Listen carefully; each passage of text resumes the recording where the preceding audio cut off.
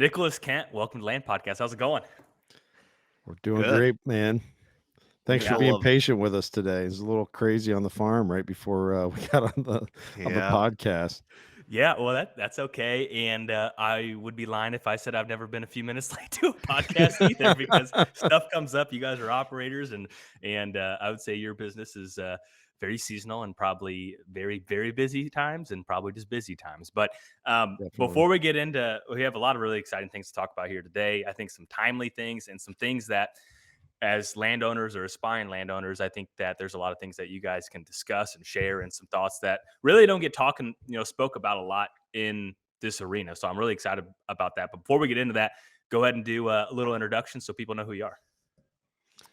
Nicholas, you get to go first, man. Oh, cool. Yeah, I guess I was at Hoksey first. So, we should probably start with my dad. I know he's not on the podcast, but Carol Hawksbergen, he founded Hoksey Native Seeds and pays Kent and I to host our own podcast separately. But I run the operations, so I make sure that our website's up and running, and our and everyone who orders seed gets their seed. And in a small business, everyone does everything.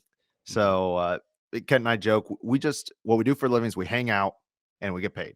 And that's It's a good that's job. what we do. So Yeah. yeah, I grew up on the Prairie farm. I kind of joke with people that I'm probably the only Filipino man of all time to live on a prairie farm and work on a prairie farm. So yeah, I don't know. I'm not used to introduce. I'm used to having to introduce other people. This is kind of weird.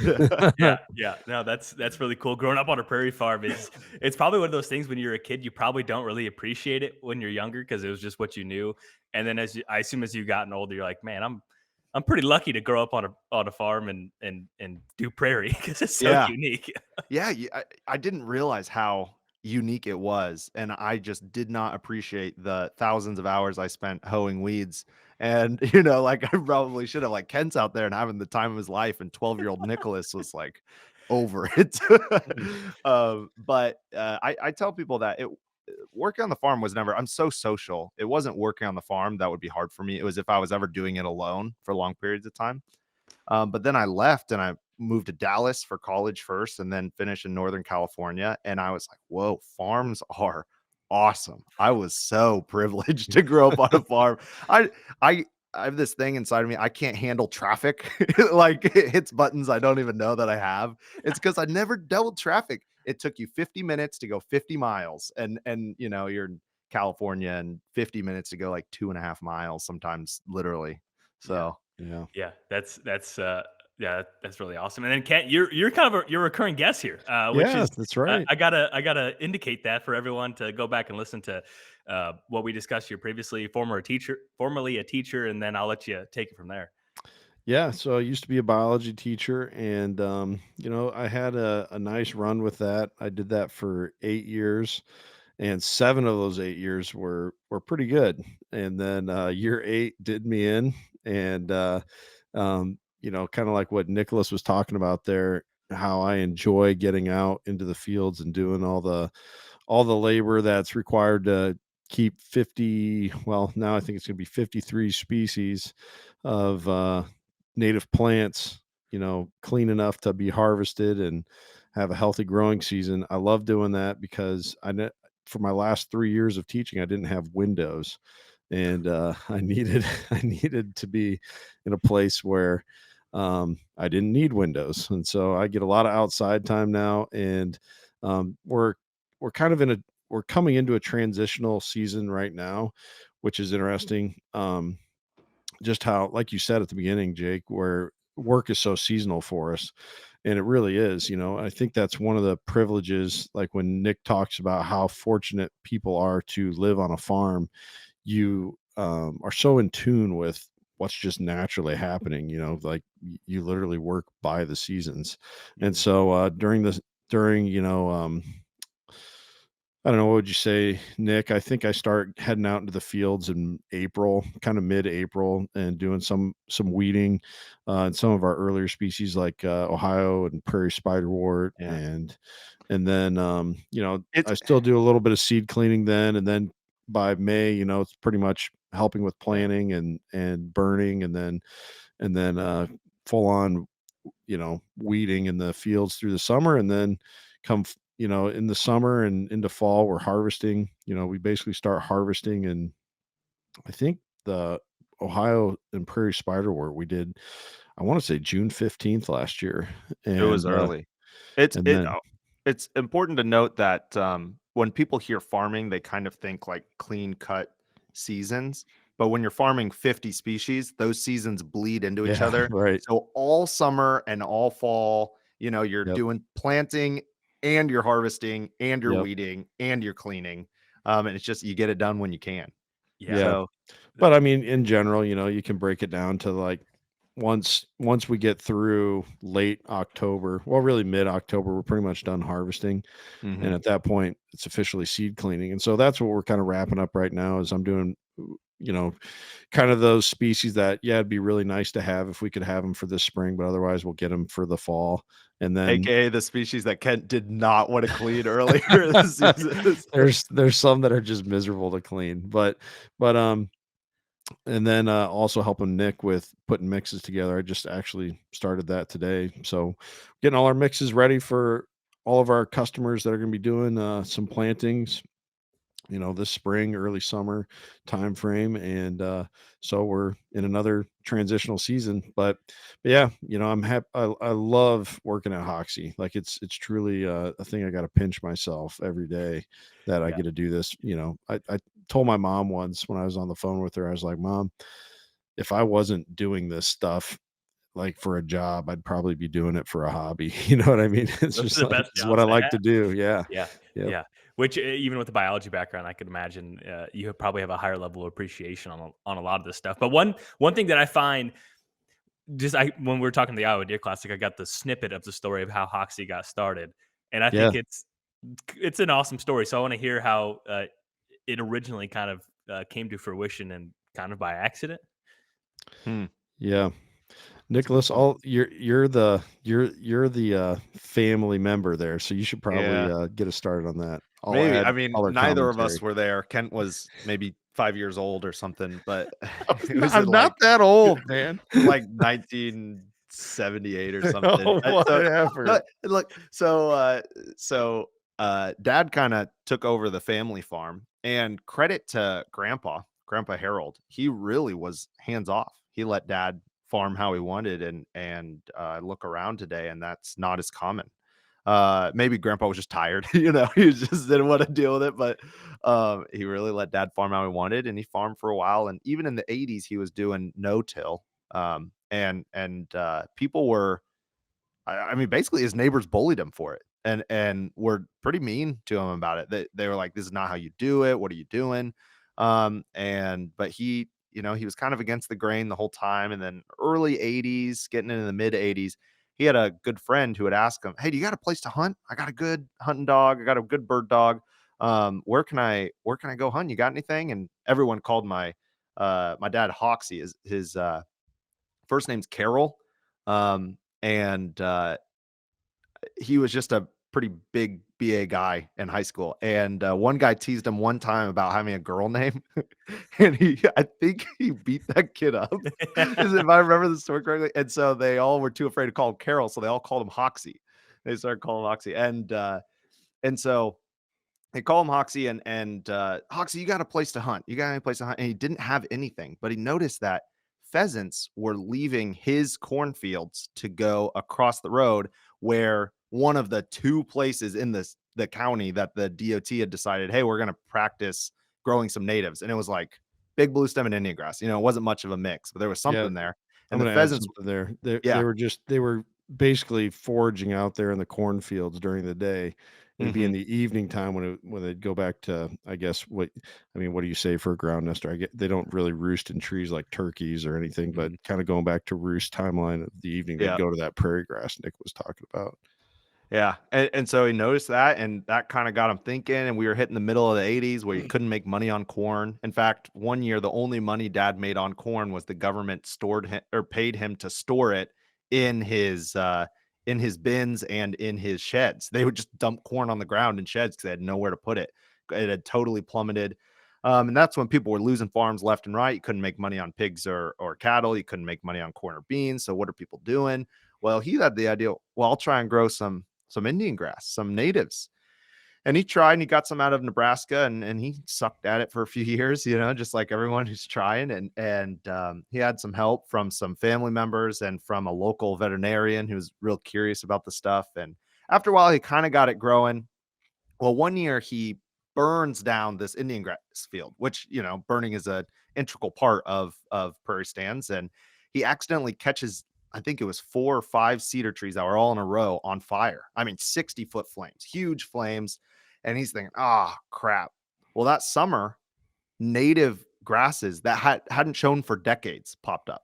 And so you're talking about big blue stem. I believe he said Virginia wild rye, big blue stem, Indian grass, switchgrass, Little and blue. little blue stem. Yep. Wow. And They were under those cedar trees, so they'd been yes. shaded by those cedar trees for decades. Yep. And they'd been dormant. I mean, for decades. You're talking about these plants just by their roots survived under there, shaded out by the trees. And he had a few plants, and he took the few seeds off of those few plants, and he went from that to a place, a 500 square foot size field. And then from that 500 square foot, he hand collect and he'd beat those seeds to get them to germinate, and then he'd plant them, and then he'd maybe get a quarter acre. And then, I think our big blue stem, we might have 40 something acres of it today, and little blue stem at our peak maybe had 30 acres, and that one kind of fluctuates. And Indian grass, we have over 30 acres. So he really, painstakingly by hand, tons of mistakes in there, kind of grew this tiny little area under cedar trees to hundreds of acres in Prairie. And that really started, and maybe 20 years ago, he really started going after flowers as well. He wanted to learn how to grow flowers. And yeah, he's done a heck of a job. And some family members, including myself, have stepped in. And then Kent came begging for a job. He didn't have any windows. So he's basically family at this point. And yeah, that's kind of where we're at. That's so fascinating. And yeah, so when this goes live the week before, it was actually a story of a father and son, and it's the father telling the story of them going bankrupt during the 80s in Iowa and having to sell the farm, and how they lost money and the storms and everything else. So it's actually an interesting parallel of, he had to go get a job in town, and then the interesting parallel of you burn down a tree on accident, and all of a sudden you have the, a new business born, which is so crazy. And that's, during hard times, it creates some form of ingenuity, which is obviously really crappy during that time frame. But it's worth also noting that Dad, he didn't have a family he had to support at the time, and he just worked all day and all night. So he had a couple of jobs, and then he would farm in the evening, or when he could fit it in the cracks. And he says he doesn't think he would have held on to the farm if he had a family to support. He doesn't think he would have been able to, because he was lit. He said, I would just go to the store and get cans of beans or bags of beans, and I boil them, and I just eat those. Holy cow. Yeah. We're soft. We're so soft now.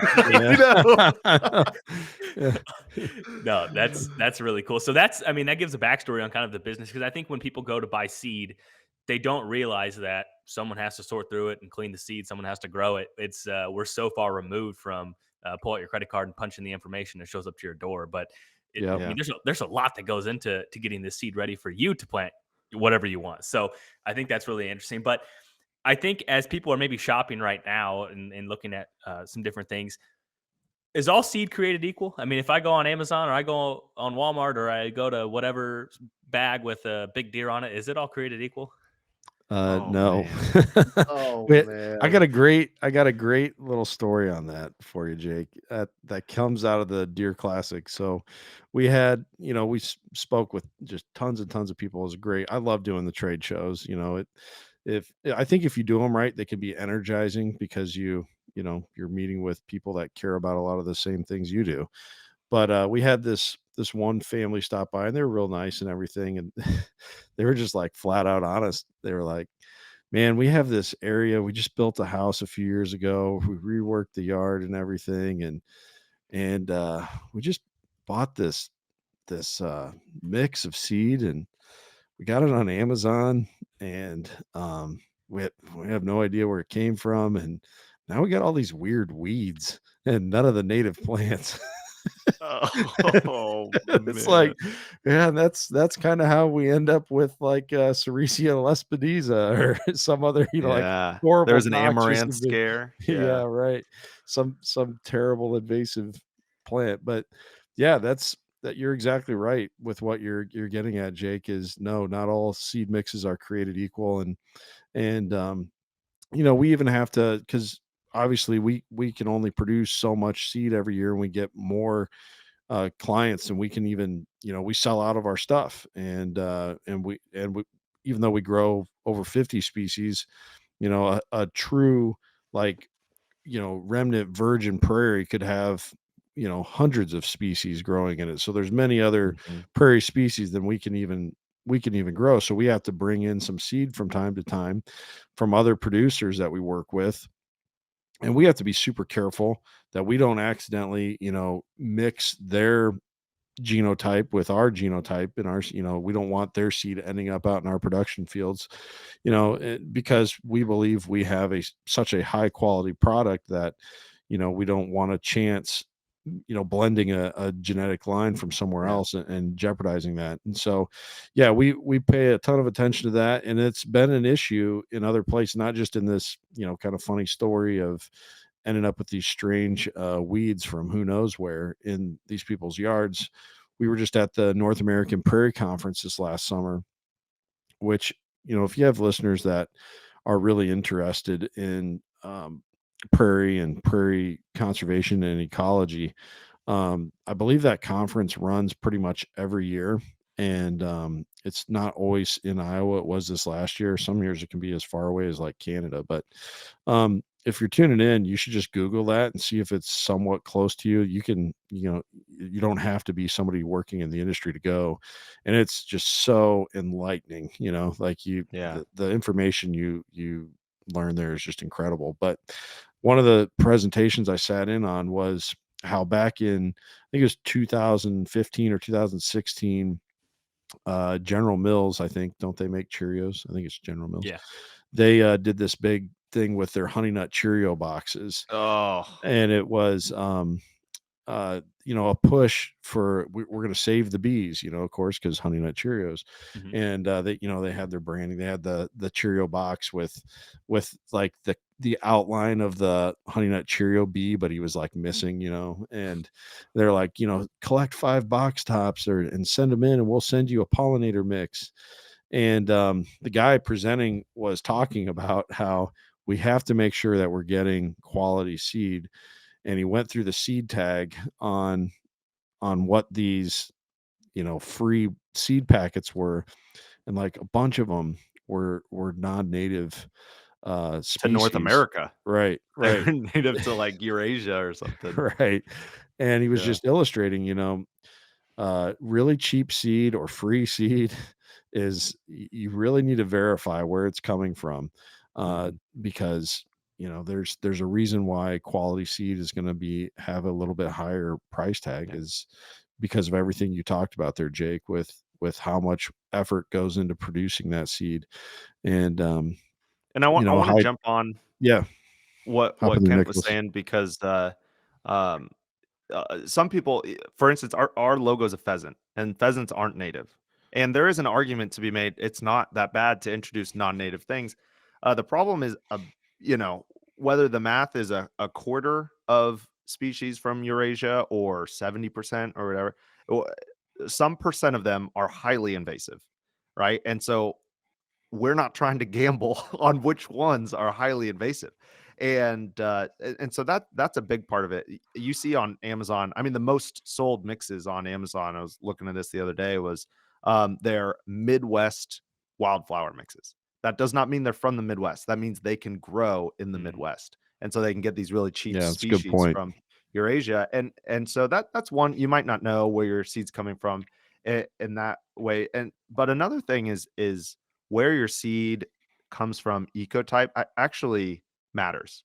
For Yeah. instance, we had told you right before this, we'd sold some seed to Ohio. I didn't sell that gentleman our seed. I emailed another seed company and said, "Hey, how many species and this mix can you get as closely sourced to Ohio as you can?" And they gave a list, and some came from Iowa, some came from Pennsylvania, some came from Ohio. But the point was we got as many of those species from there as possible because pale purple coneflower that grows in southern Missouri versus northern Minnesota, very different lifespans. They actually vary in color. A lot of the species will vary in color based on how their latitude, which might not seem like the end of the world, but the color has evolved to match the bee subspecies and the Mm. pollinator subspecies. So those are important. I was reading. Were we talking about this at a coffee time, Kent? Yeah, I think you were talking about butterflies choosing flowers based on their color. I think this was a Mm-hmm. while ago. I can't remember, but we were look. It was either a USDA or a Xerxes Society, and so there, and that's just one of many important things about pollinators and where you're gonna source your seed. So if you're looking for it online, it there are tons of good places to get it online, but look at their website, see what they're about. Are they talking about trying to get things on the ground? Are they only talking about beauty? That's a red flag to me. Mm. Hey, make your yard so beautiful, blah blah blah. Well, it's probably filled with annuals that are going to either die out or take over. And so I would just say look into the website or look into the company that's selling the mix. And if you can see there's some good heart behind it, usually there is, because there's not tons and tons of money in conservation work. So usually if people are doing it, they're doing it for good motivation. Yeah, for sure. I was just thinking too. It's like a lot of native plants.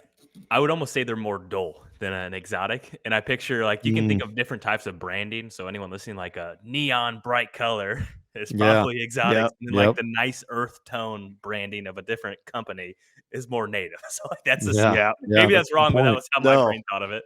Yeah, I that's a mean, good all the point. time, we hear people like, "Yeah, I mean, I like your wildflower mix, but so many of those, they look like weeds." And what they mean is they don't get bright and purple Mhm. or bright and yellow. They stay green, Or you know? they're very stemmy. You know what I mean? Like Yes. they're very stemmy and leafy. And but there are a few too that are, like our sweet black-eyed Susan field when it's prime. Oh, yeah.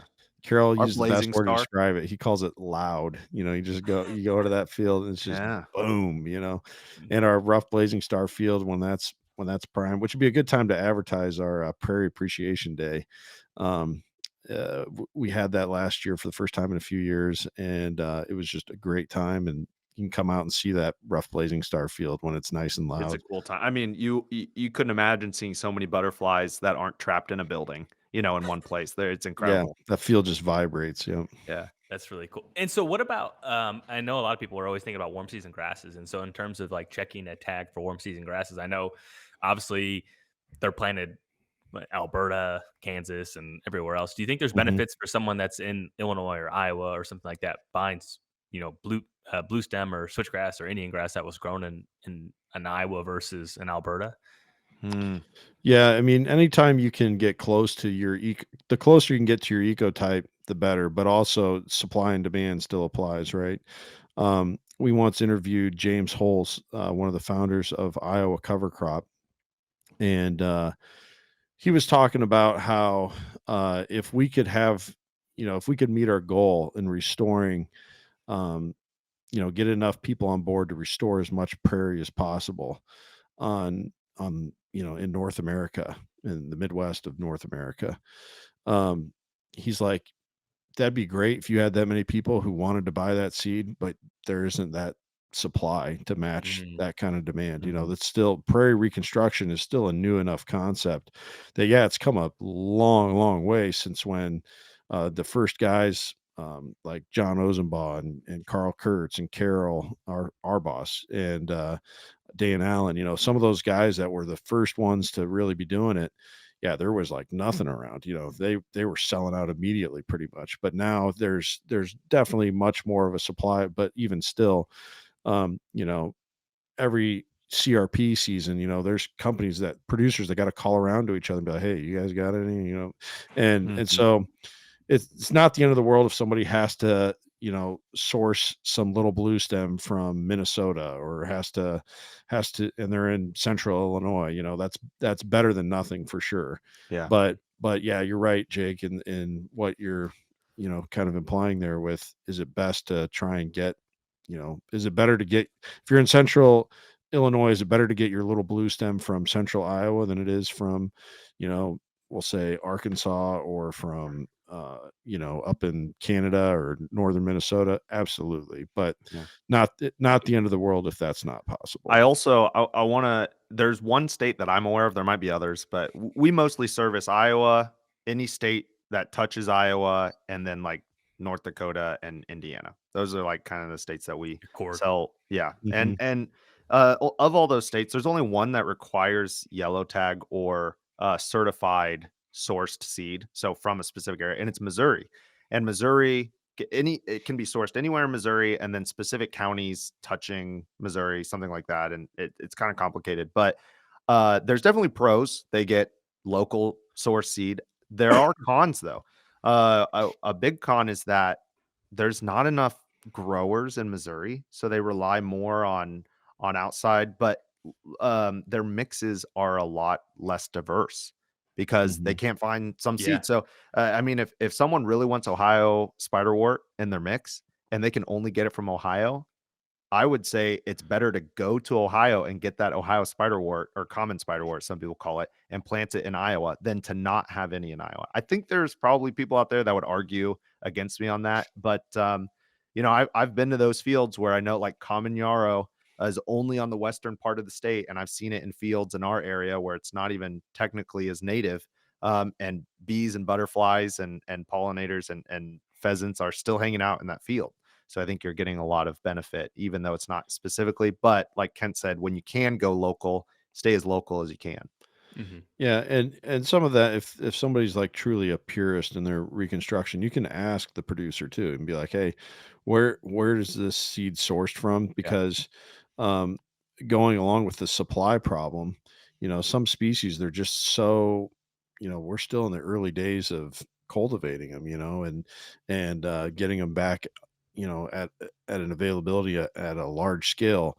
You might have a genotype that comes from central Illinois, but is being grown on our farm in central Iowa. We have some species like that, like uh, our white wild indigo, for instance, is a Illinois um, genotype that we grow on a farm. So then we can't, yellow tag that species, but um, there's ways if you need to match, an ecotype for your state, it could be grown in another state, but is from that ecotype. And that also confirms, those are kind of, I think the right science term is a labile niche for it can flex a little bit for where it, does well. Is there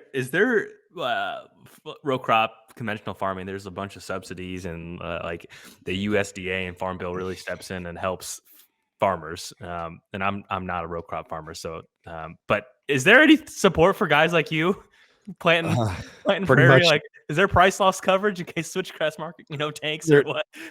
Well, that's funny that you mentioned that. There technically is, and Yeah. switchgrass was what got us to quit applying for it because the cost was so high and the payout when you needed it was so poor, Yeah. and that it was a switchgrass field that caught. This was before both Nicholas and my time, I think, at Yeah. Hoksey. Um, Carroll had a switchgrass field destroyed by hail, I believe, and he had he had to file a claim, and it didn't amount to what. By the time he had filled out all the paperwork and gone through all the headaches and the minimal amount that he On received, just on wasn't by worth it. all conservative accounts, what should have been a $15,000 check, I think they offered like 3,100 bucks Oh, because they like don't have a standard price like they do Right. corn. Oh, you missed out on this much money. yeah. We'll give you 70% of that or something. For they said, well, this is the lowest price we could find for switchgrass. I'm like, yeah, but that switchgrass is in like Montana. That's totally different switchgrass. Right. Yeah, and so Dad was like, nope, not doing More. that. But in terms of subsidies, not really. There is for the farmer who buys our seed, they get paid half of the price back. That does not mean we get a double the price. It just means that the farmer then gets help putting Prairie down, which I think Mhm. is good. Yeah. Yeah. Yeah, that is good. Yeah, cost sharing. Interesting. Which is something that you guys sell a lot of. So I know on your guys' website you have CRP blends, and we've been working Mhm. together on getting some equip blends for my house, Yeah. and Yeah. uh, and so for someone that's looking to buy, I mean, I know there's a few different locations for someone that maybe is getting ready to maybe sign up for CRP, or maybe when the farm bill comes around officially, we'll get some more Yeah. Oh enrollment. But man. like, just talk a little bit about your guys' CRP blends and how you can just go on there and look at the specific program and what people should know. Oh man. I take deep pride in our CRP blend. So Yeah, CRP. can I brag on Nick here real quick? Oh man. Then I'm gonna let Nick explain this because he's the guru on this. But Nick designs every year he has a goal of adding, a couple species to our CRP mixes, which might not sound like that big of a deal because it's like, well, yeah, you just charge more then, right? And the answer is, I mean, not really, maybe kind of, definitely not as significant as one would expect. Nick basically just tries to make the mix work so that it can be just as competitive as always with price, but with more diversity each year. So he carefully looks through each and every species he's going to be putting into that mix each year. He redesigns our mixes to make sure that he can fit in the most diversity possible because he understands that as wonderful of I've heard people call it this and I would agree with them that CRP is the greatest conservation thing that has been accomplished in like the last 50 years in our country, probably since uh Teddy Yeah, Roosevelt set aside ground. yeah, doing all of his national park and national forest and refuges that he set up. CRP is probably our biggest victory thing, but it's still, as I was saying earlier, prairies are hundreds of species, and CRP are maybe dozens of species for the most diverse mixes. And Nick understands that, and so his way of trying to help fix that problem within the solution is to try and add as much diversity. And so he even makes it so that um, the lower quality CRP mixes, the cheaper mixes, right? That a lot of people are getting because they don't necessarily care how diverse the mix is. They just know that they got to meet a requirement, and he puts way more species in than needed to qualify because he wants that species to do well. So from Yeah. there, I'll let Nick explain how setting up the mixes Yeah. works and Well, all that.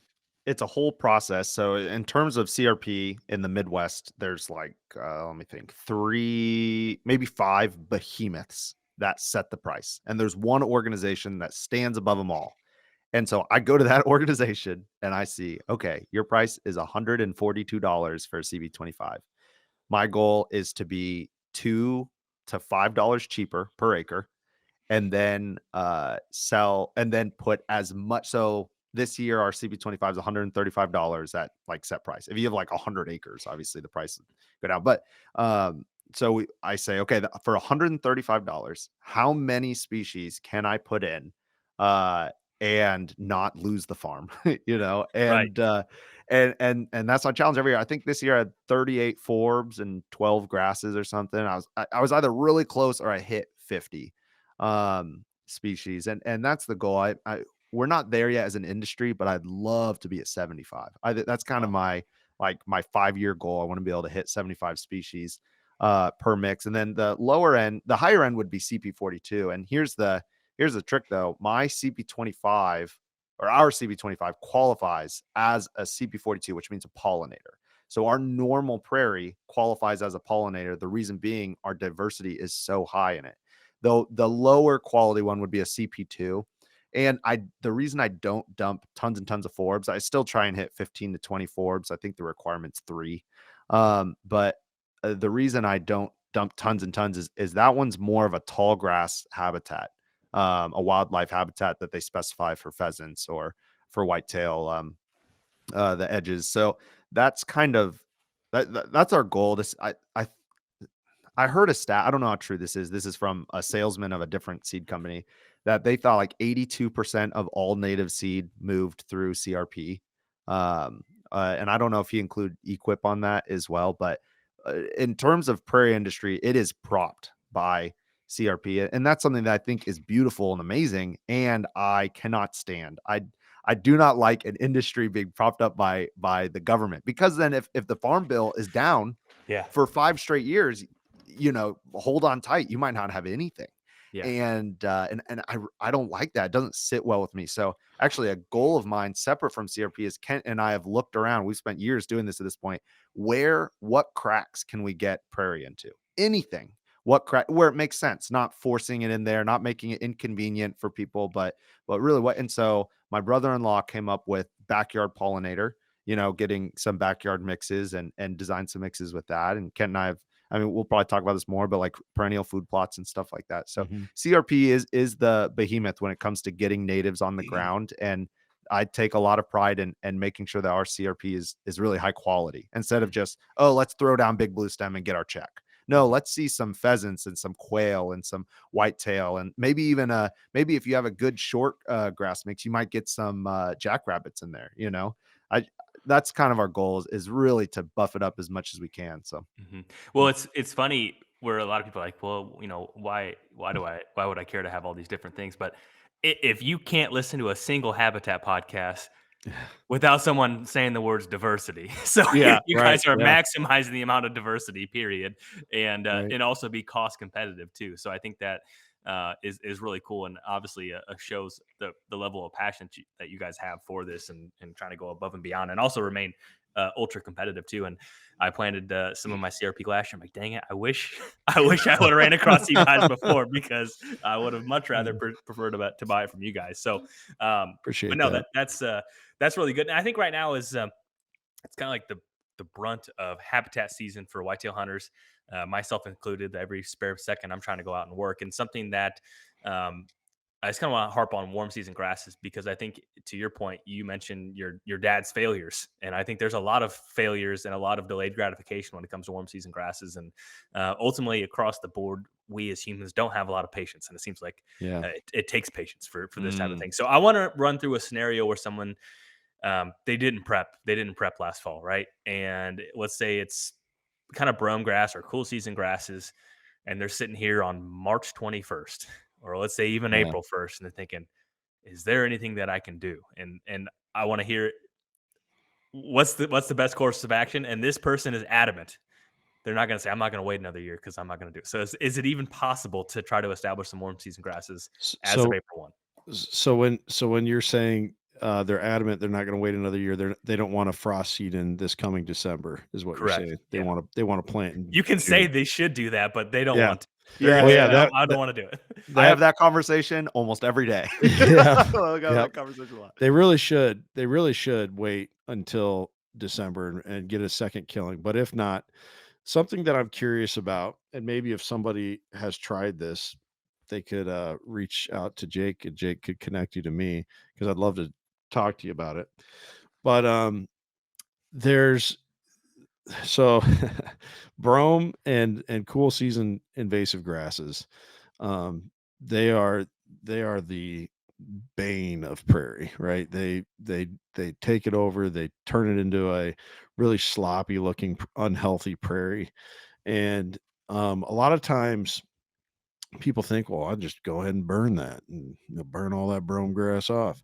And Literally like me. You're that, talking about me right that, now. yeah, that helps. That helps. Like, only if you do it at the right time, though, because a lot of people right now, they're burning, and the only people that should be burning right now are people that do not have a brome problem in their prairie, or Yep. somebody who really wants to have a lot of brome come June.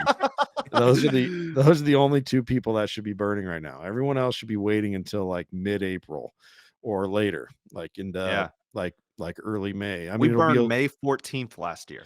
Wow. right. Now this year we'll burn earlier than that because it's been such an early spring, but like really nobody should be burning if they have a brome problem. Nobody should be burning before April. That being said, the reason you shouldn't be burning now is because those plants are not vulnerable yet. They are vulnerable when they've all emerged out of the ground. They're just now starting to emerge out of the ground, but most of them, or probably at least half of those plants, are still dormant, right? And so if you wait till April, now all those cool season grasses are up, and you burn then, now you really hurt those plants and you set them back. But also, you know, by mid-April or early May, all the warm season grasses are finally starting to catch up, and they're starting to wake up, and they're starting to green up. And so you're setting the table for them by burning at that time. So I know we're talking about getting ready to plant, and I'm getting there, but I need to explain the burning side of this. So, and where I think I have a theory that maybe could help somebody plant earlier.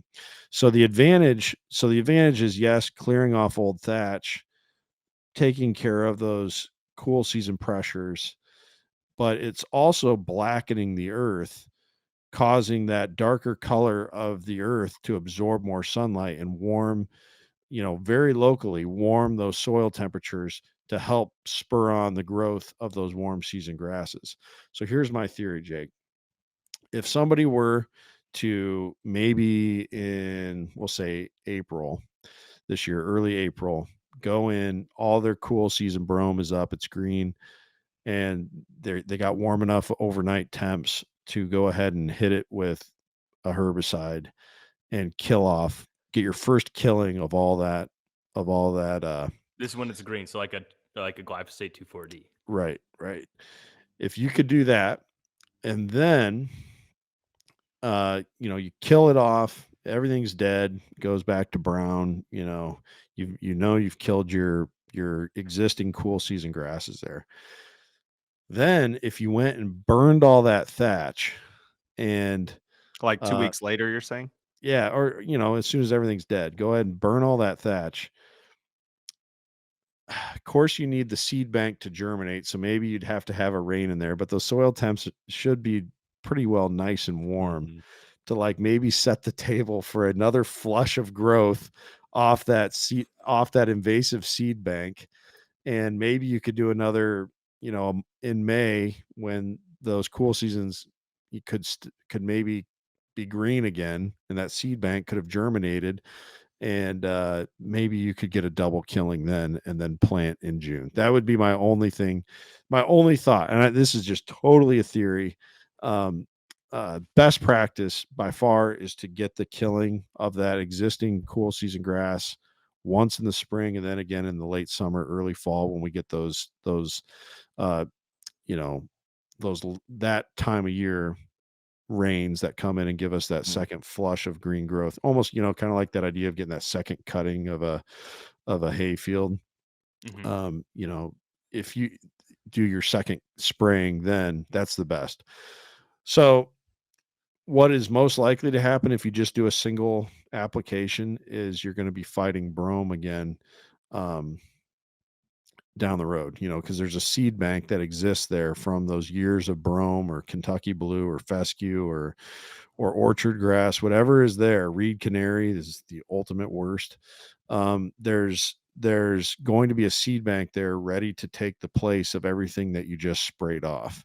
And so that's why you need to get that double kill. But if you only get a single kill, I would say probably your best bet would be, and Nick, you can chime in here, but I think planting some species that are going to come up quickly, because that's the problem with restoring ground to prairie, is it takes a couple years for those warm season species. They're setting a root so quickly that they're not focusing on that above ground cover, which allows room for those cool season grasses to regain a foothold. And so if you could plant like some Virginia wild rye, some black-eyed Susan. There are some native annuals. I am not well versed in native annuals, but I know there's some research Tall out there. bellflower, partridge pea. I guess partridge pea is technically a biannual. Yeah, but that would be a good one though, Nick, to throw in there. But maybe do some research on some of those to mix in on, like, almost like view it as a front end of your mix. Like, these are the species I'm going to have in the first couple years, but then also have those. Definitely have big blue stem, I would say, because big blue stem is probably the most aggressive warm season grass. It's my favorite grass for multiple reasons. I love the turkey claw on it, but also it just, like, it anchors the prairie. You know what I mean? Like, you're not pushing big blue stem out of the way. And so that can kind of help fight off those cool season grasses as well. So that would be my advice and switchgrass. Make sure you got switch in there. Switch does a pretty good job holding its own, and little blue as well. Really try and get some of that. If you can't get a double kill because you're they're all usually the only reason is because you're too impatient. Um, then do that. Maybe a good compromise though, Jake, that I'd throw in there, and I've suggested this to people is I know you don't want there to be nothing there. You want, especially if you're looking at hunting value. You that's why people are impatient for it, right? Because most people, This season only. right. Well, and you've talked about this with your efforts in removing bush honeysuckle off of your property. It's like, that's like the only cover I have right now. It's like I don't want to get rid of it because now I have nothing. Mm-hmm. And so that's like, I'm a you know deer hunting is a passion of mine as well, and I understand that mindset. So maybe a good middle ground is to cover crop in between those two killings. So get your spring application done, kill off everything that's there, then go ahead and maybe seed in like oats in the middle there. A nice annual crop. Oats are never going to dominate your prairie, and even if you wanted to, you could. I mean, now you lose your habitat value come and forage value come hunting season. You could mow them off though if you're concerned about them reseeding themselves. But I would just, for a hunting property, I just let the oats grow and go to head, and they can be another food source for the deer come almost like a food plot come hunting season. And then when the timing's right in the fall, you can get that other application down and seed in December, which would be really the best way to do it. What if, and this is 100% me asking right now. Yeah. So some areas where you could burn it off, and could you hypothetically hit it with a simazine for a Mm. long-term residual and then seed it in later? Is that a 6-week or a 4-week? It's what I read somewhere 60 days, which felt really long. Okay. Yeah, I think I was just talking to a guy about some of this last week. I'm not super familiar with it, but I know that it does leave a residual. And as long as you know that you're well beyond that window for when you're going to be doing your seeding, and when you're hoping your seeding to come up is going to come up, then yeah, you could definitely you know play around with stuff like that. I assume what you're saying is you don't want, because someone's not going to want to enter their property with equipment like in late August or early September. They don't want to be pushing deer around or It's the impatience factor is what it Yeah. is, yeah, 100%. yeah. And Well, like, there's a gazillion different videos on YouTube, which I think is why it's really confusing for a lot of people until they figure out their own method, and then once they figure out what mhm. works, they're just gonna stick with what that is. But, I mean, there's a school of thought of even, I frost seeded, some switchgrass this year, Hmm. and that this the suggestion is to hit it with atrazine or simazine, um, like, right now or early April to kill anything that would come up, and then Mm. at, however many weeks later, the Mm. switchgrass is starting to germinate. That's the Hmm. strategy from what I understand, and, Our friend Skip Sly would argue with that. I think he gets his switchgrass to show up the first year pretty well. Well, Well, he's gotta he figure it out. He's got a few yeah, decades of yeah, yeah, experience yeah, he anyway. knows what he's doing, dude. yeah. Uh, Skip's got probably more practical experience with using natives and whitetail habitat management strategies. He's got it down. But yeah, I think I can see where that could maybe help. The only problem I would have with that is, and maybe if my like what I was hypothesizing with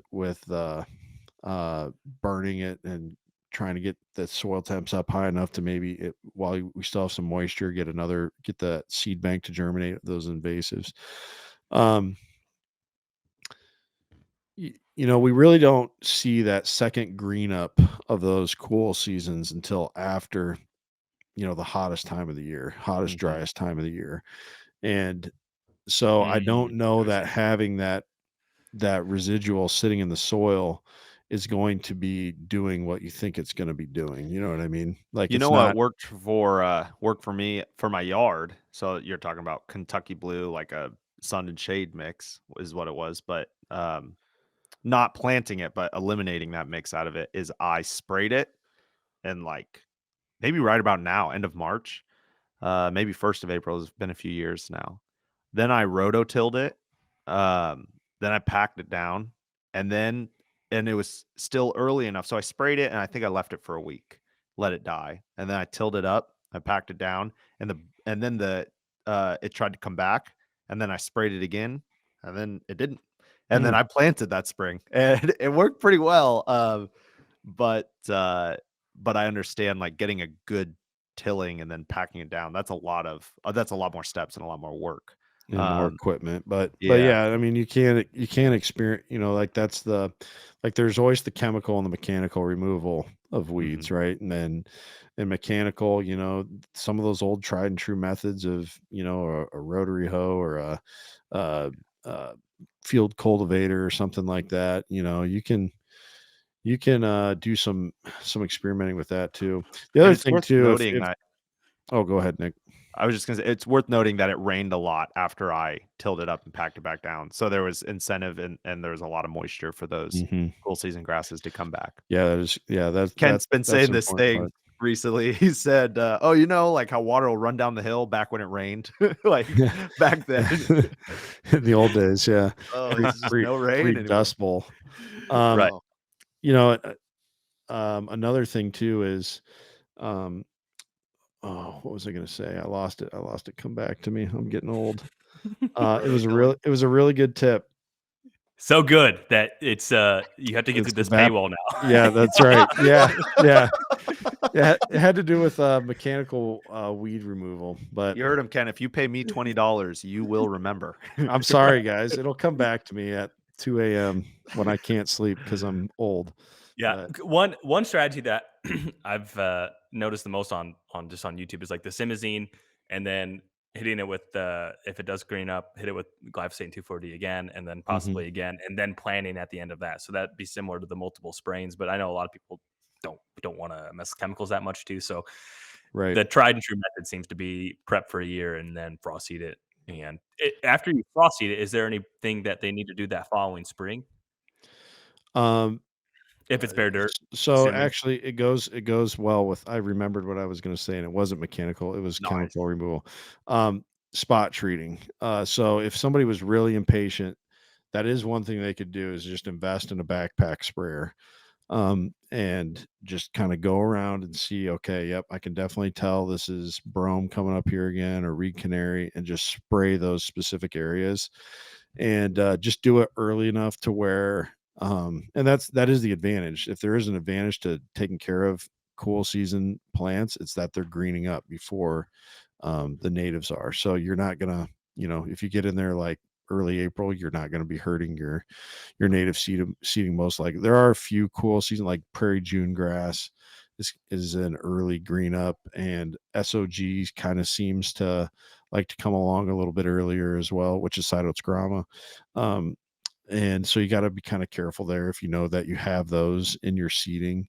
Um, maybe be a little more careful, but if not, then you can kind of go in there and spot treat as needed.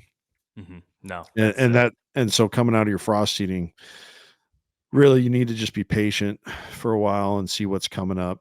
And from there, it's a mowing regimen for the first couple years. I think Nick usually use the rule of, shin high, right?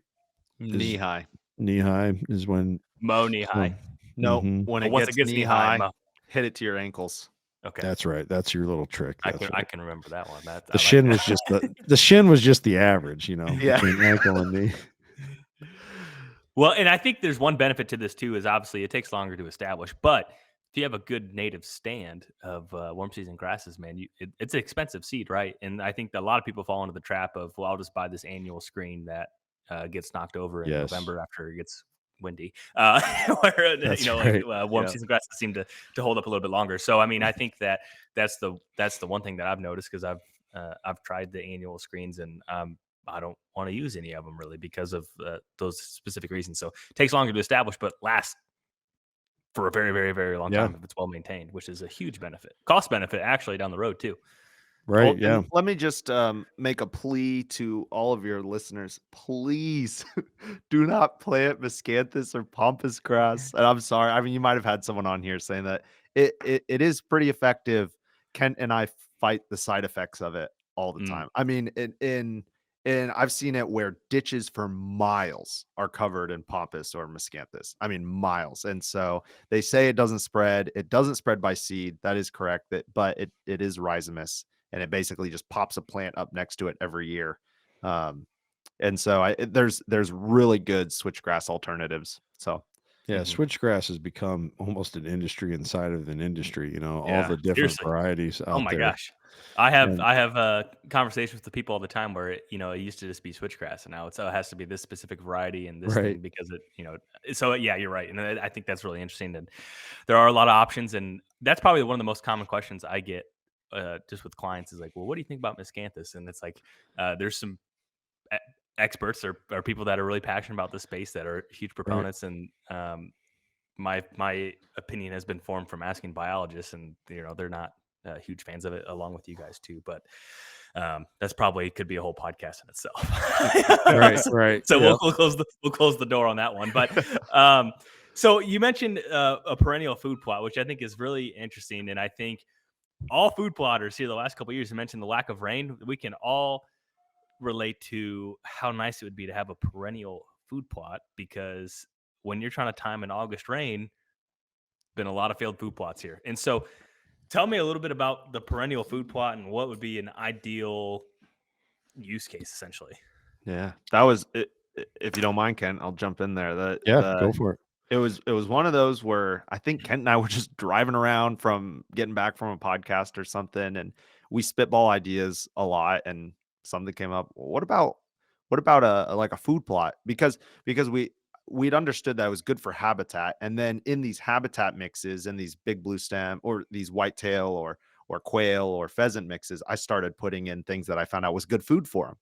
And I thought, well, people kind of create areas of food plots, and it's separate from habitat. And then I had a conversation with Judd McCollum, who's with Working Class Bow Hunters, and he was saying that, well, what I would do is I'd create a really good habitat area, and then I'd create a very diverse, what he calls a full pallet or full plate food plot, where they've got something to graze on all year, and they have anything that they could want.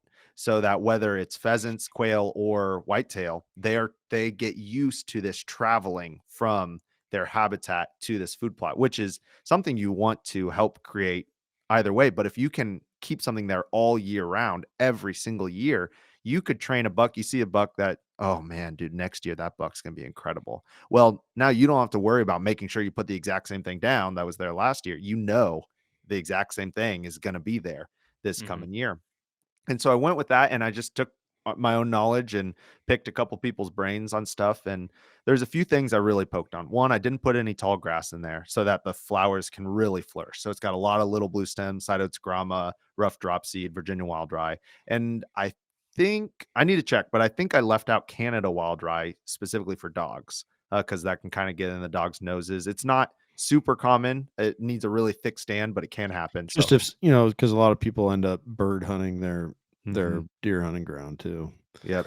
Crazy, but I think I feel like shooting birds. Yeah, Yeah. yeah, That's right. I would never. Yeah. yeah. Yeah. But And sorry. oh no, go ahead. Go ahead, Nick. Well, and so I put some of those in there, and then ended up with basically a mix that had there's a lot of overlapping food for pheasants, quail, and whitetail. I I don't know as much about turkeys. I don't know. I've looked into it a little bit. I know that they can scrounge around for heavier legume seeds. But I didn't really focus on the turkeys. I just went with those, and so we were Well, I'll throw something in there for turkeys yeah. because I as a hunter I look over these mixes too and make I want them to make sense and turkeys that really critical and the same thing for pheasants. During nesting season, uh, when actually more brooding I believe is the right term if you're like a hardcore ground nesting bird ecologist. Um, when those chicks are growing, protein is such a huge necessity Mhm. there. And yes, the legumes, they are going to have a higher protein content. It's like soybeans, or legumes. Um, but there's a lot of prairie plants that are in that family. And so you get it there, but also, flowers bring in insects, and those insects are so critical to the diet for turkeys and pheasants and quail. And Yeah. so that's the other advantage for those ground nesters. And I would say that I think when you see so many of these birds and these whitetail, they're hanging out in these CRP or these monarch pollinator plots. That's kind of a ringing thing. They're surrounded by corn and beans, and what they want is these forbs. They want just like humans. Broccoli's pretty good for you. You would be a kind of a not you wouldn't be a very healthy human if you only ate broccoli. You need a bunch of other things in that diet, and that's what we're hoping to provide. Like Judd McCollum said, a full plate of healthy things, not just of diverse foods, but from April 15th until November. And then we also have a section of these seeds we that I designated, and these are the little more expensive ones, but we designated these seeds to be seeds that we know will hang on through the winter. Round-headed bush clover is one. Showy foil is another. These seeds that, and they tend to be legumes. I change They my pronunciation of that word every time I use it. yeah, they tend to be legumes, but and higher in protein, which coincidentally works out quite well for whitetail hunting season. But they And hang on through the winter. So yeah, which makes a lot of sense. I think the perennial food plot is like I feel like hunting sometimes goes through these evolution phases, and I feel that a perennial food plot did not even hear about it 3 years ago, and now if there was a counter of the amount of times I've heard it, it's increasing, and I think that it's probably likely for a reason. Is just talking about well, just even talking about getting equipment back in on a farm during closer to season where you have a perennial food plot, and once it's established, I assume maintenance on that is probably yeah, pretty low. So I Yeah. mean, this would be like a great adjacent food plot, maybe like a staging area going into a eventual destination food source. Is kind of what I'm picturing this in my head. You Hmm, know, a couple things I want to throw in there, and Jake, you made me think of this, which is a really good point. Just you don't need near as much equipment. You could technically spray out an area with a backpack sprayer, or maybe get like a small, sprayer with a pump in it that you battery powered pump that you put on your four wheeler. Um, then for seeding, these seeds do not need to get drilled into the ground, with openers and closers, and like broadcasting is a great way to seed prairie. And in our previous conversation, Jake, I think we talked mhm, about the importance of people not planting too deep. Prairie, when you think about these seeds, they're being dispersed by wind, they're being dispersed by animal hides, they're being dispersed by water runoff. They're staying at the surface. And so when you go to plant these food plots, you don't have to have all that equipment that you do to do a corn plot or a bean plot. You can literally broadcast the seed and it's gonna come up. And yeah, so that's an advantage. But also I think it's important too when people think of uh like this is part of the way food plots have been marketed to us as hunters is you're only thinking about hunting season. Where's my kill plot going to be? I need a crop for my kill plot. What's most tasty the third week of October to the first half of November? Exactly, yeah, exactly. But, if you wanna have big bucks, we know now that it's not just purely the great genetics that we have here in Iowa or the great genetics over there in Illinois. Yeah, that is important, but it's also nutrition. And so if you wanna have you want and not just nutrition for the individual buck, the nutrition of the buck's mother while she's carrying that buck, as we've learned, is critically important. So when you have and it really is such a great term that Judd gave us there with the full plate nutrition. You have all those trace elements, those micronutrients, and to go along with the macronutrients that are needed for the ultimate, nutritional benefit for those animals. And so you're going to have a healthier deer herd. You're going to have healthier bucks, and I think you could even extrapolate from that. You're going to have bucks that are reaching their maximum potential for antler size because they're whatever the genetics they get brought to the table, you can't really control that, but you can control how well they are fed and meeting their nutritional needs. And so it helps with that too.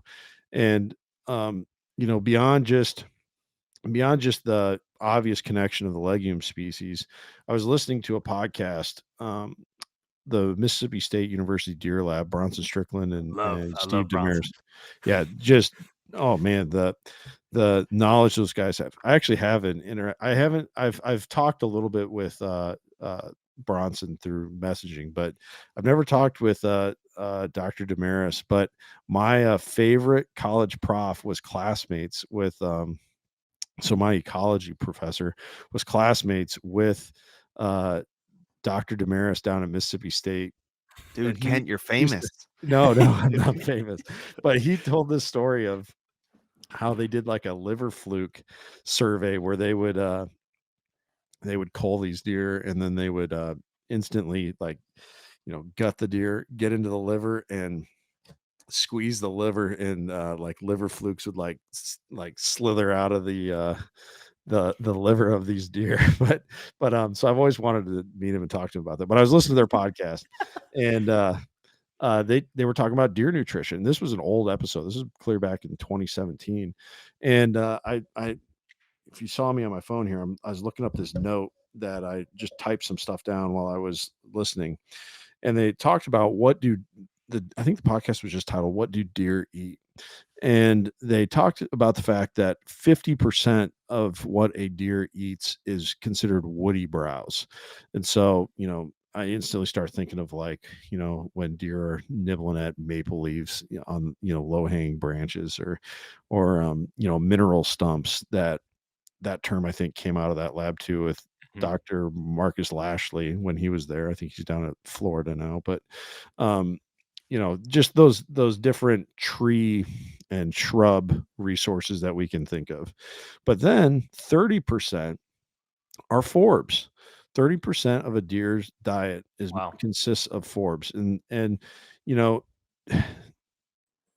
I'm not as certain as to the origin story of soybeans, but I know for a fact corn is not from North America.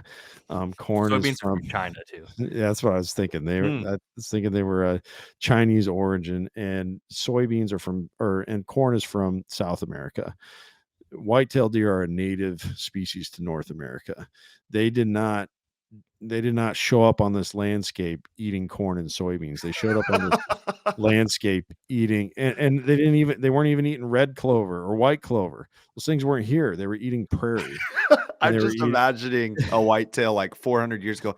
Mom, there's something I'm missing. I wasn't made for this. I was made for a long yellow vegetable, you know. yeah, I mean, and corn's been here for a long time now. Native Americans were there's a whole unique and interesting history there. You can hear a lot about that in the great book 1491 by Charles Mann, by the way. Just put that plug in there. But uh they weren't they didn't adapt eating those things. They adapted to eating prairie. And Mm. so 30% of a deer's diet is forbs. And when they were talking about it, they said even though it's only 30% of the diet that deer are eating, it is the most important part of their diet because of the nutritional value. There's so many different species of forbs that all carry their own, trace elements and their own different sets of nutrition that meet the dietary needs of a deer the best. The only reason they only eat them 30% of the time is because they have a relatively short season compared to trees, which provide some level of food technically year round. I mean, you can see little tips of twigs nibbled off in the wintertime when it's a real heavy snow year or something like that, or just in areas that don't have the grain litter on the ground for deer to use. So they are browsers. They aren't grazers. They like to go and hit all these different food sources. They don't just It may seem like deer only eat corn and soybeans because that's where we see them on our Right at trail dusk in the cameras, morning. or, Yeah. or at dusk and at dawn when we're driving, but that's really only a part of what they're eating. A couple years ago, I was setting up a tree stand in September, and my friend Caleb was just like really tuned in at looking at browse lines while he was helping me. In fact, you've met Caleb before, Yeah. Jake. Um, Yeah. Great guy. But Caleb and we walked into the timber where we're putting up the stand, and you could just see everything was browsed. Just the tops of it was all a bunch of snake root, which is a native Mm, woodland. I guess it's probably technically a forb, right, Nick? It gets a little white mhm. flower in the top. Yeah. So it's a native forb, and you could just White see where. snake root, I think. Yeah, yep, white snake root, and they had browsed it down just the tops of the plants everywhere. It's just like somebody went through with a pair of pruning shears and just snipped it all down.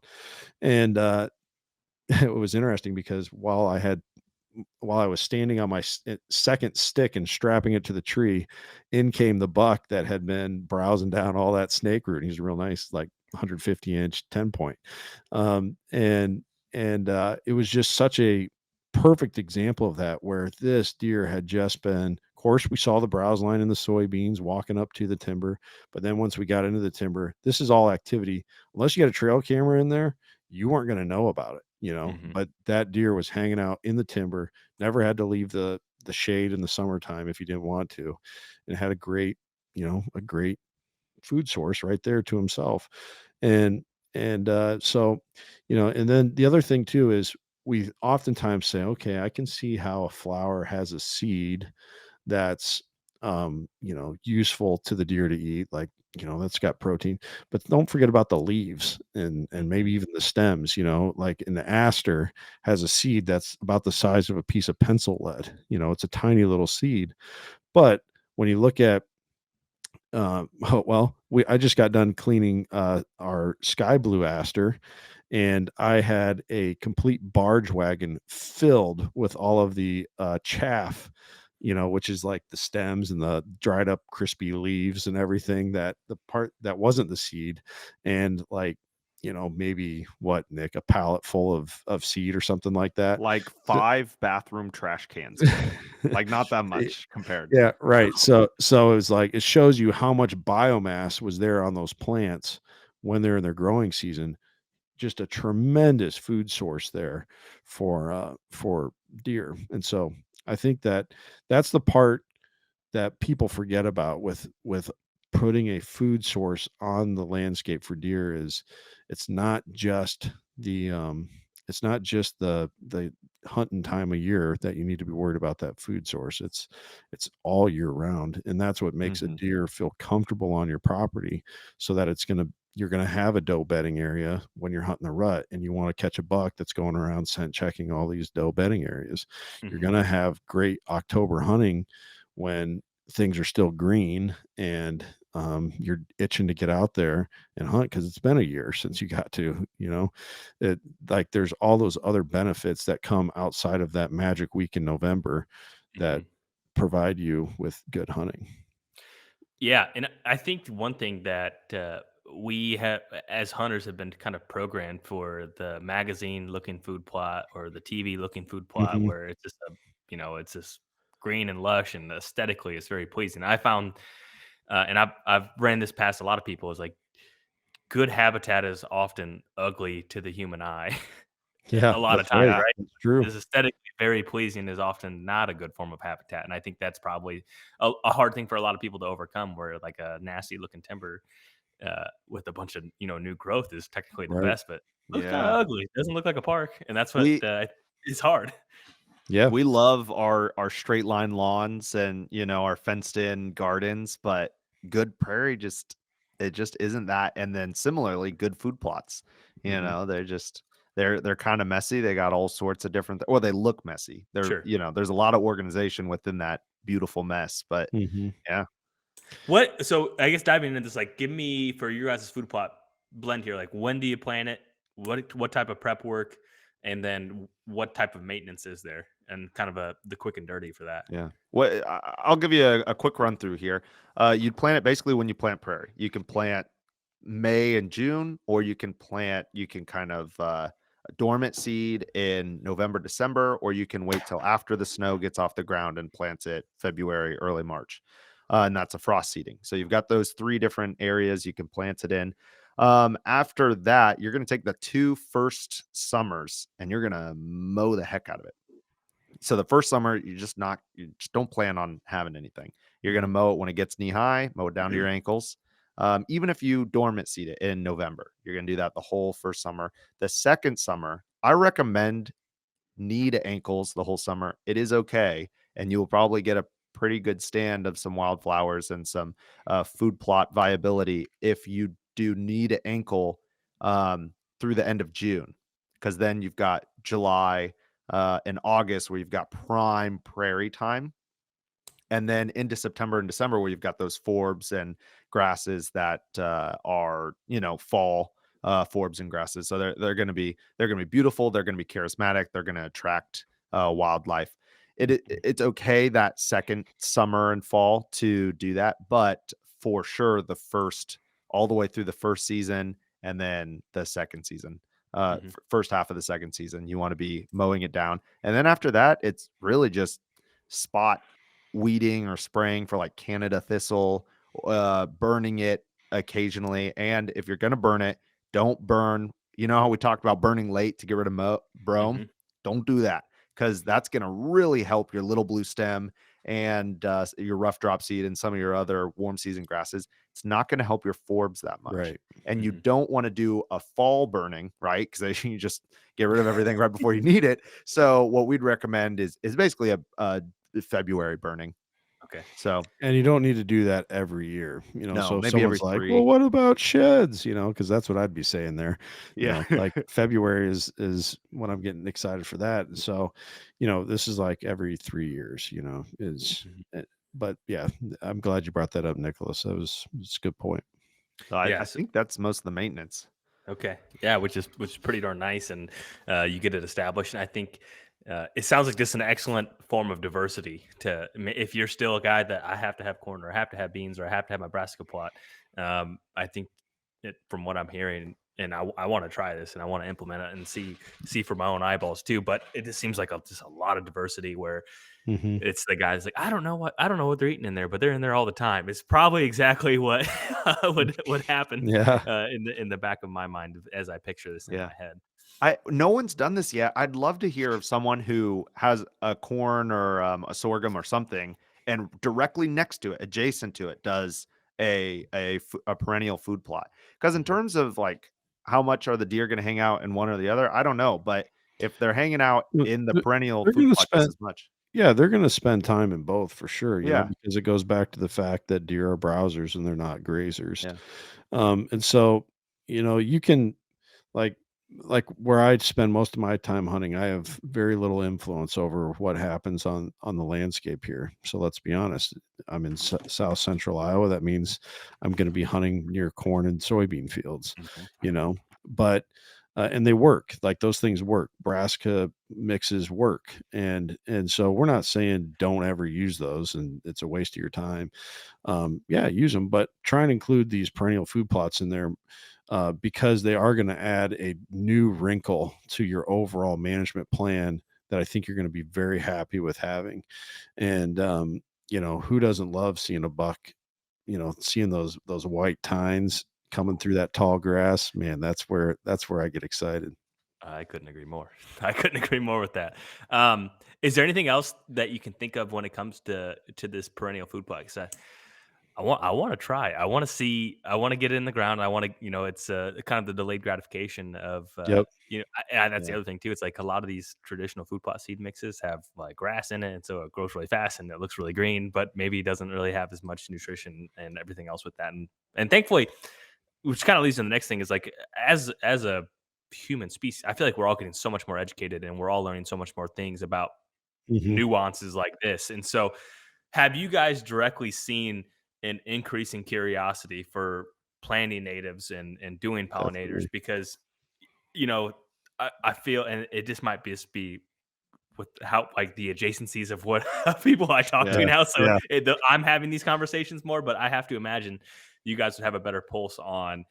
Is there just like more awareness and gumption for this type of stuff than even 5 years ago? Well, let me brag on Definitely. Kent here real quick. So a couple of years ago, we went to Pheasant Fest, and our booth was right next to Doug Duran, or a area where Doug Duran was speaking several times a day. Sure. And Kent, the used to be teacher that he was, would go and sit in those sessions and just smile and nod and raise his hand, ask good questions, and so Doug came on over and he was curious what we did. And he's a conservationist, so he loved what we had going on. And we asked him if he wanted to jump on our podcast, and we said yeah. And he said later that he was looking us up, seeing, and he looked at and he said this publicly on a podcast recently, so I'm not sharing anything he would, but he said later he's looking us up and he's looking at our website and he saw food plots, and he said he kind of rolled his eyes like, oh, Yeah. whatever, Yeah, but he looked. Doug's got a great phrase about food plotting. He says he calls it bringing sand to the beach, because the entire landscape is covered in food here in Iowa. Yeah. So he's kind of he feels that a lot of food plotting that is done is like superfluous. But Yeah, just for the just to give context to what Nicholas was saying. yeah. Well, and he was but he saw what we had, and it was like a perennial native, and he was really excited about it and connected with us. But and so Kent and Doug really connected. I mean, we hung out at Doug's place for a long time, and got to see his farm and his house and stuff like that. But he later went on to Wired to Hunt. What was this, like 3 months ago or something, and talked about our perennial food plots. And I'll be honest, that was the moment we started getting emails. Sure. I started getting calls all the time about it. And before that, I'd maybe had 10 sales ever and perennial food plot, like nobody cared about it. And maybe it's coincidental. Maybe he's just part of a mass thought movement, but for sure there was it turned on a dime for us. And now I get several emails a week, inquiring about food plots. Yeah. Which I see that trend continuing. I really do. Yeah. I think, people have been looking around them. You know what I mean? Like they're looking around and they're like, man, there's a lot of things that are not healthy on our landscape right now. And they're starting to connect dots. Like you said, I think you said it very well, Jake. You talked about how educated we are becoming as a species, which is good. We have things like this podcast where you can learn so efficiently, and YouTube and just more people going, sticking in education longer, and developing a good sense of asking questions and seeking out answers and having a way to find those answers efficiently through the internet. And so I think people are starting to look around and they're starting to say, man, we got to make some changes here, because our water quality is diminished, our soil quality is greatly diminished, our air quality, and the way that our climate is looking now. All these things have been affected by a whole bunch of things, but one of them is how we're using the land. And so, and then even too, looking at wildlife diversity, not just plant diversity, but looking what's happened with our pollinator species.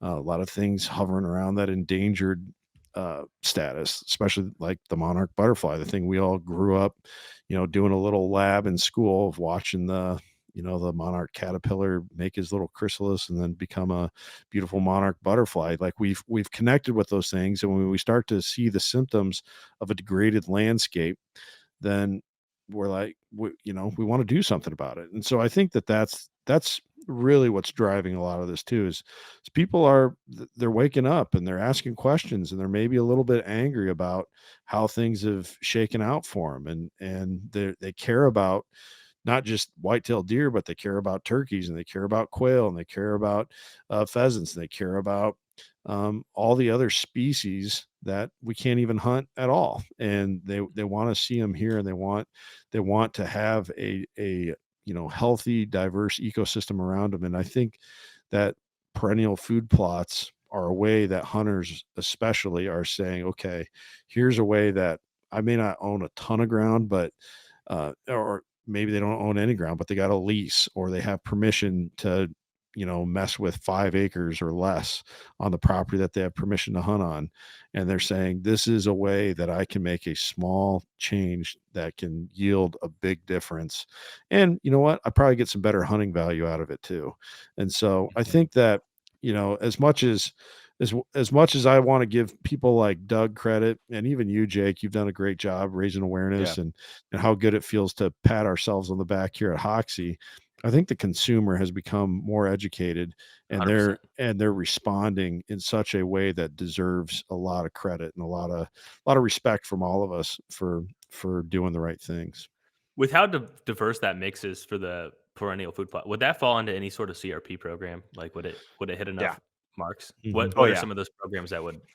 Uh, CP25. See, usually they want some more tall grasses in there. So if you called me and was like, "Hey, I want your food plot, but it needs to be a CP25," I could throw in like a pound of big blue stem, or a little bit of switchgrass, where it wouldn't totally take over, but so there it would fit in CB33 or Yeah, that's what I was shortgrass gonna say, yeah. quail habitat. That's for sure. There's a new thing in CRP where you need a tall and a shortgrass mix.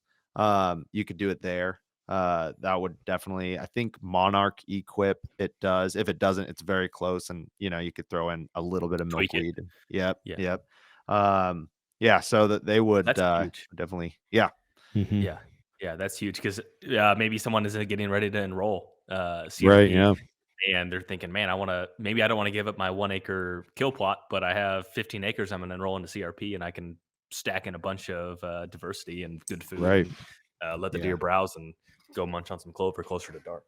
right. There's something I've been working on recently. So we've got like our food plot that's very diverse, and then there's like a upgrade, I guess, where you get the food plot, but then you get basically a legume package.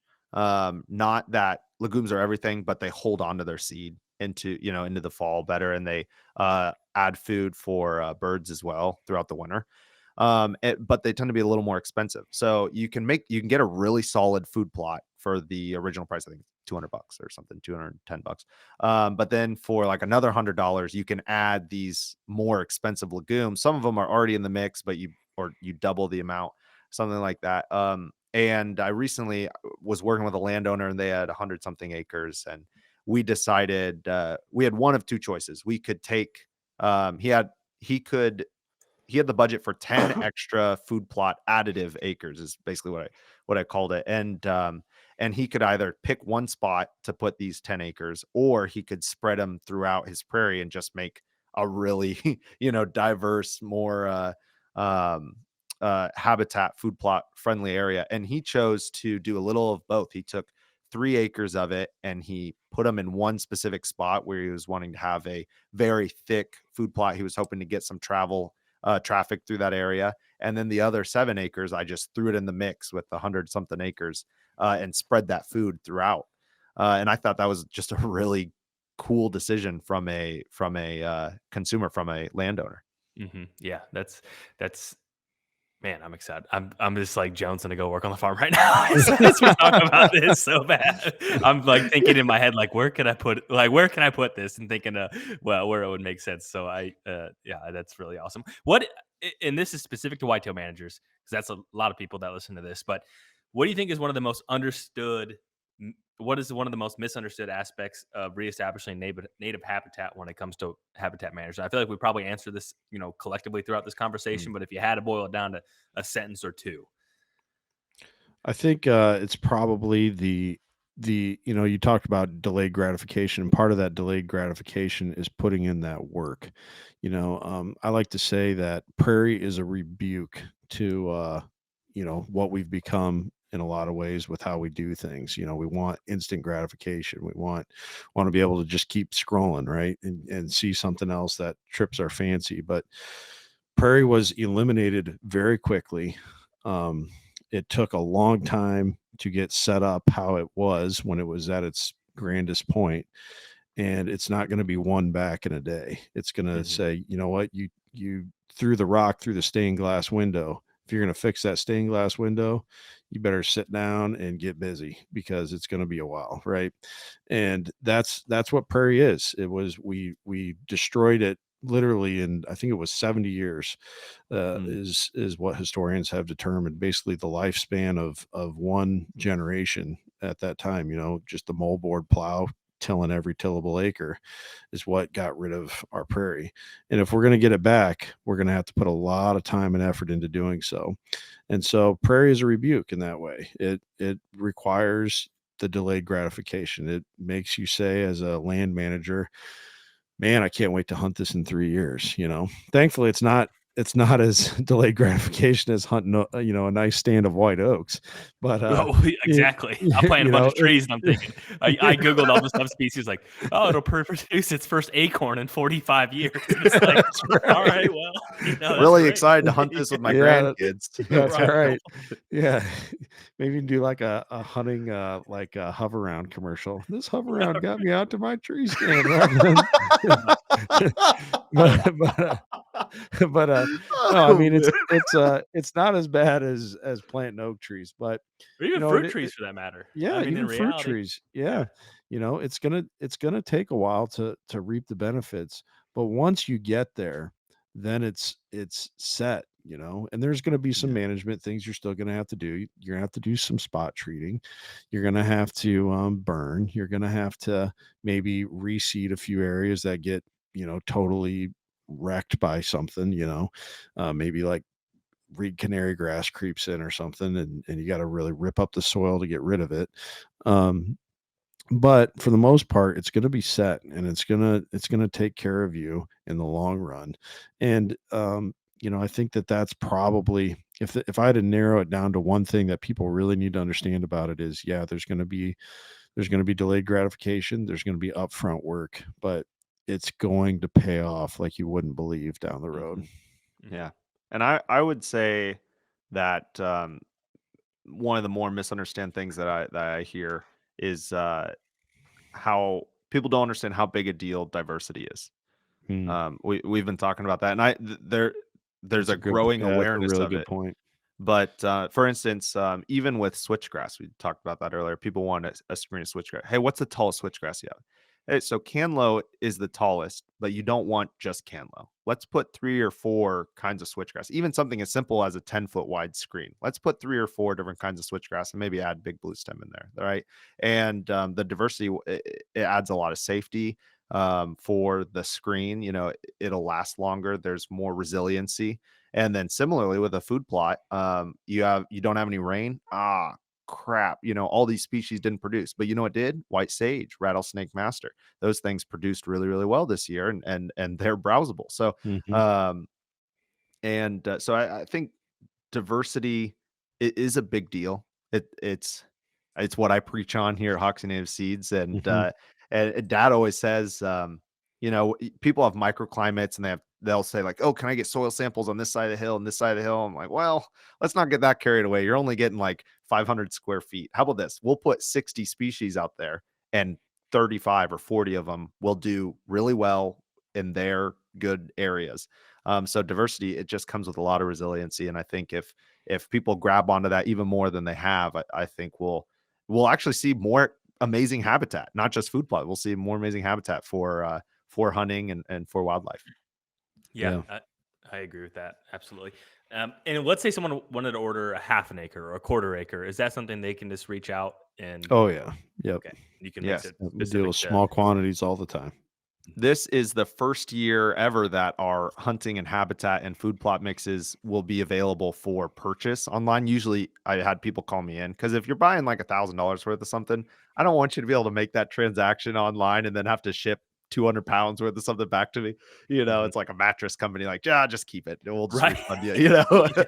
But that will not happen. We're gonna don't do that, guys. But we're making it in such a way where I think if you're getting like a yard mix, 500 square feet is the smallest we go, and there are standard mixes. But we have a bunch of different kinds, and you can see those on our website. But if you're going to go with a wildlife or hunting or food plot mix, a quarter acre, I think, is the lowest we go. And I think a food plot quarter acre is like $70 or something like that. Mhm. Yeah, that's awesome. Well, guys, I appreciate it, and I think Yeah, what we you had a guys are good doing is time. really, really, really amazing. And I think that people can buy seed, and I'm a big guy of vote with your dollars. I mean, just because That's you can right. save a nickel, support people like you guys because it's very clear you're passionate about what you do, very thoughtful with what you sell, and to me, if I'm going to pay someone, it's someone like you guys. So I mean, I really appreciate that, Jake. I think anyone that's enrolling CRP or want to try perennial food plot, or maybe they have their backyard and they get sick of mowing it all the time and they want to do a backyard pollinator and I think you guys are the people to go check out. So where can people go and do that? Oh man. Hoksey, Hoksey, nativeseeds.com. HokseyNativeSeeds.com, or they can actually order seed on theprairiefarm.com. And if you go to Hoksey Native Seeds, you'll be able to order from there. It'll take you right there. But yeah, HokseyNativeSeeds.com or theprairiefarm.com. Mhm. Awesome. Yeah, and check out our social media Yeah. platforms too, at Hoksey Native Seeds or is it Prairie Farm or The Prairie Farm on The Instagram? Prairie Farm. The Yeah. Prairie Farm. And Okay. you guys have a bi-weekly podcast too? Yes. Yep. The Prairie Farm podcast, and Jake's been on there, and Yeah, it's a good Doug's time. been on there. We talked about Doug and a whole bunch of Skip other. Sly, we talked about him Yep. earlier. Man, what a dude. Yeah. Steve Hansen, where Jake killed a giant buck this year. Yeah. Had Steve on there. Yeah. And So he tells a little bit about his brown bear guiding days too in Alaska, which is just wild. every time I talk to Steve, I learn something more about him that I'm like, really? You know, Dude, like, I know it. I know it. His it's a lot stories just don't end. They Yeah. just Yeah. don't. Yeah. Well, Nick and I always talk about how whenever you hang out with Steve, after you're done hanging out with him, you're like, man, I like that guy. You know We what I mean? were texting today, actually. Steve and I were. Dude, So He'll That's be awesome. like, "Oh yeah, no, what? Oh, you went to vacation in Hawaii? Yeah, I used to underwater weld out there. You know, it's a pretty good time. I got attacked by a shark." You're like, "Steve, what?" yeah, Oh, Yeah, because he's an awesome guy. he grew up in Illinois, so I'll be talking to him That's about right. like this county or this. He's like, oh yeah, I know what you're talking about. I used to hunt this public right up the road. It's Yeah. just so funny. Yep, Oh, that's man. Steve. Yeah. Yep. Well, So, excellent, guys. I really appreciate it. And I think right now is a great time for someone to be shopping for seed or planting a perennial food plot. Or yes, definitely. I would say go listen to your guys' podcast if you have questions. Because like we mentioned, there's a lot of ways to, in a crude way, skin the cat on when it comes to this stuff. And Mhm.